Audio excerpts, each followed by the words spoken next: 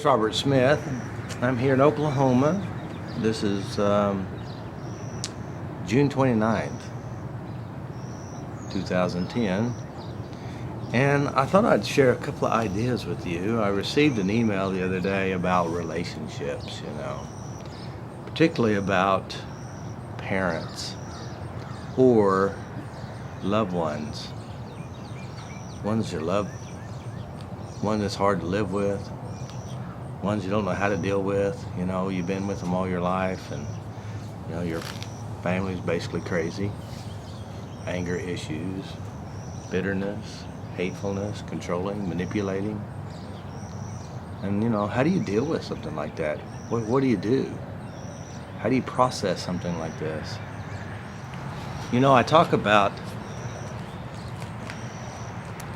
pushing to the edge, allowing people to help heal you. And one of the best ways to help heal you is look at where your problem is, who it is that's bothering you, who it is that's impacting you. So how do you deal with something like this? How do you deal with this craziness, So what I suggest when you're dealing with a difficult parent or dealing with a difficult relationship, I suggest get you a notebook and write down what you feel, what's going on.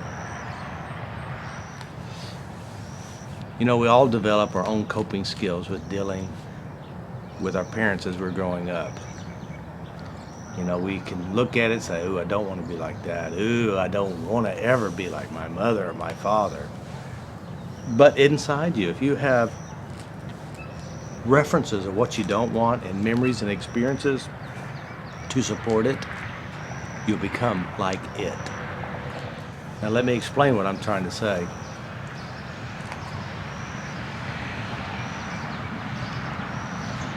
Inside of us, we have memories and experiences, and those memories and experiences are references about how we are to perform within the world.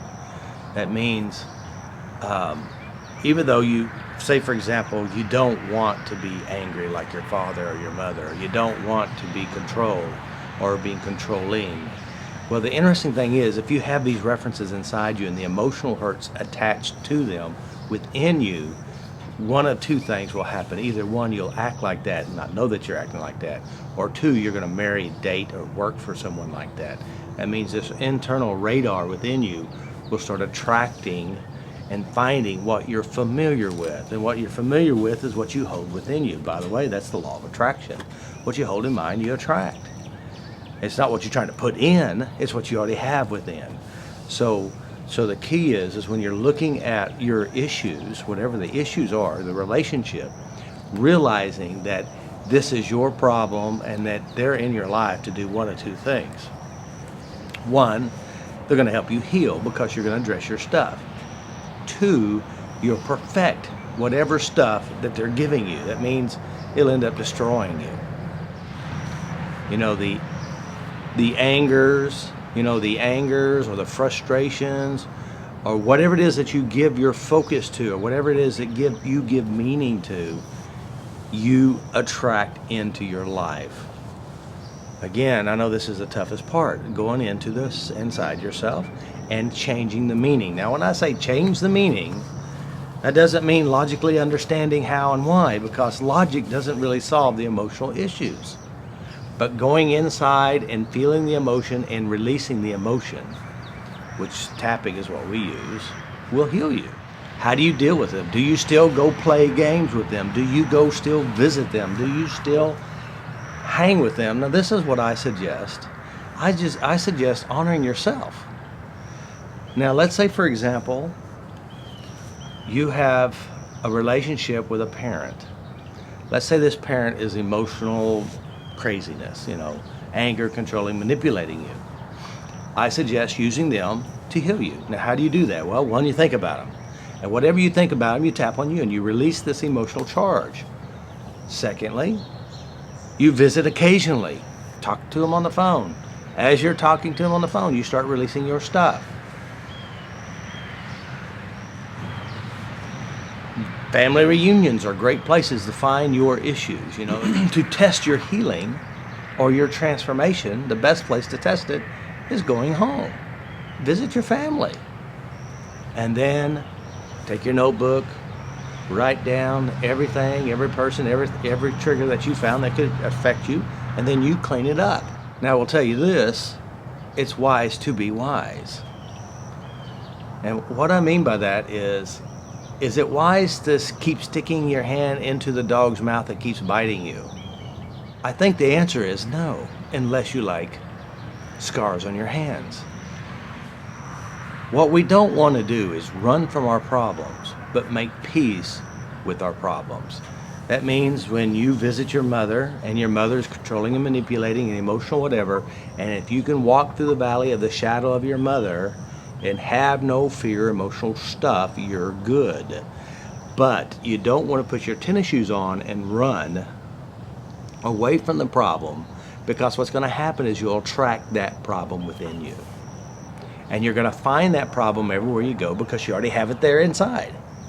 So again, make peace with it and always be wise. I mean, I personally will not go and hang with certain family members. I won't even invite them over. That doesn't mean I don't love them, I don't care for them, I'm just smart.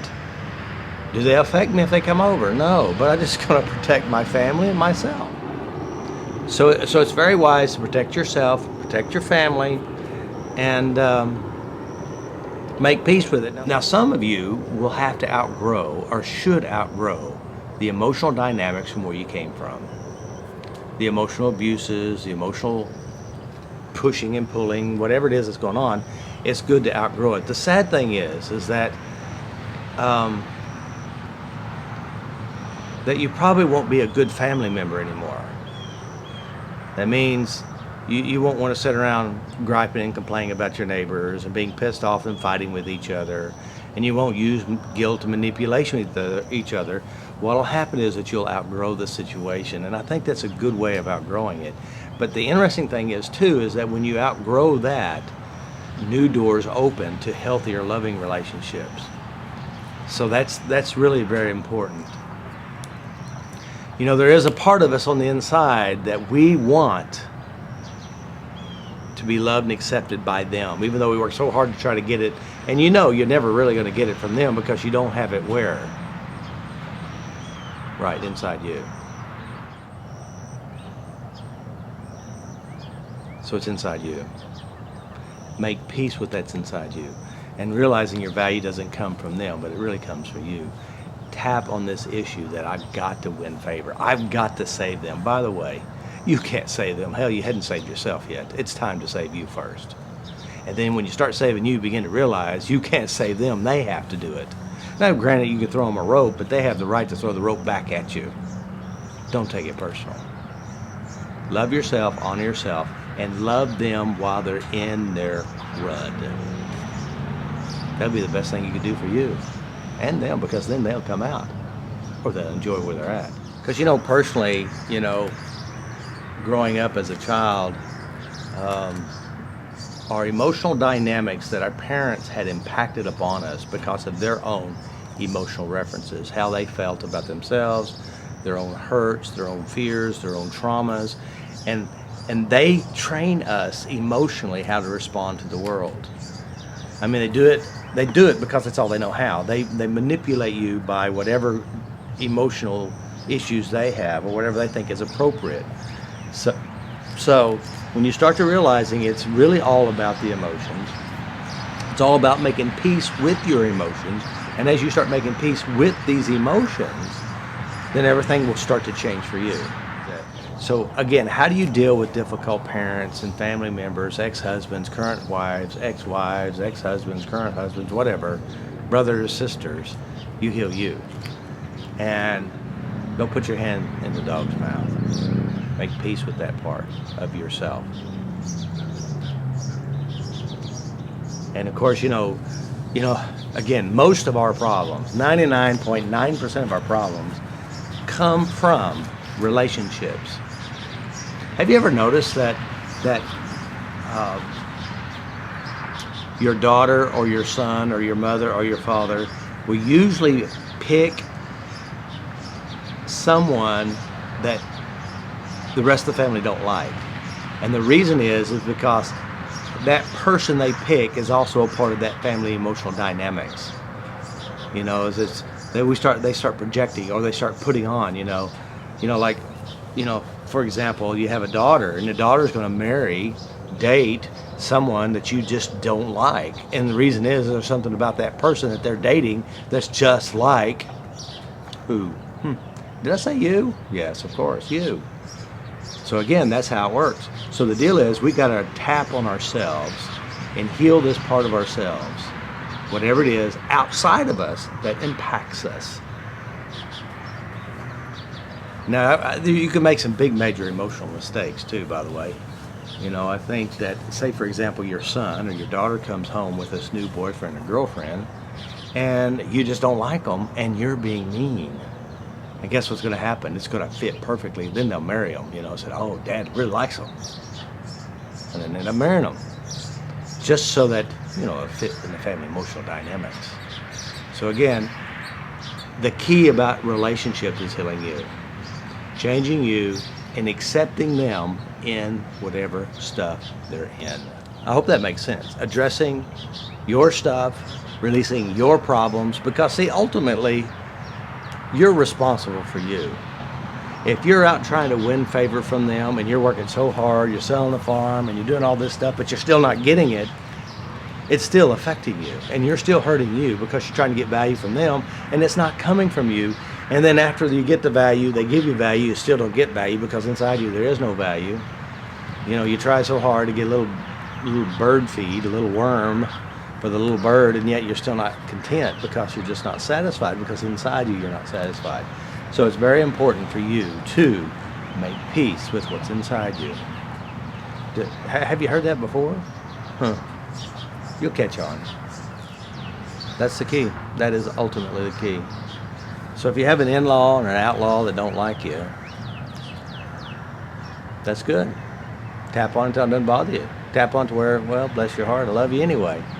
I may not spend much time with you, don't want the trauma, don't want the drama, but the deal is heal you. Now here's the craziest part. If you heal you, that relationship will naturally start to change. In the better way usually. Unless they get angry or upset because you're not going to fight with them anymore. Then they'll just have to be angry and upset, and they'll still change. So deal with you. Tap on your issues, look for whatever it is that's going on, go back to the memories and experiences, and you always find a trail that leads to your past. Whatever currently bothers you now in your life now is really all about you anyway. So, hope that makes sense. Good day, mate.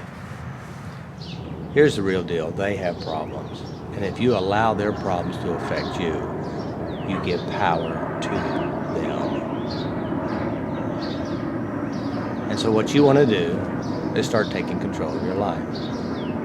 And as you start taking control of your life, realizing they have problems, they've worked hard to have these problems, honor them by loving you and letting go of the pain. And if the situation is not healthy, don't play the game. But make sure you made peace with the game. That means there's no trauma there. You just love yourself and you love them, and just that oil and water don't mix too well. Honor your kids, take care of yourself, honor your relationships, be nice to you, love you, tap you. And as you're doing that, what's going to happen is you're going to give your in-laws, your wife, your husband, your children, your grandchildren, brothers and sisters, a real gift. And that gift is you. And you've been my gift too. And thank you so much for watching these videos. And not only watching these videos, but tapping on you, because you're going to make the world a better place. Be nice to you, love you, keep on tapping on you. This is Robert Smith. Have an awesome day. Ciao.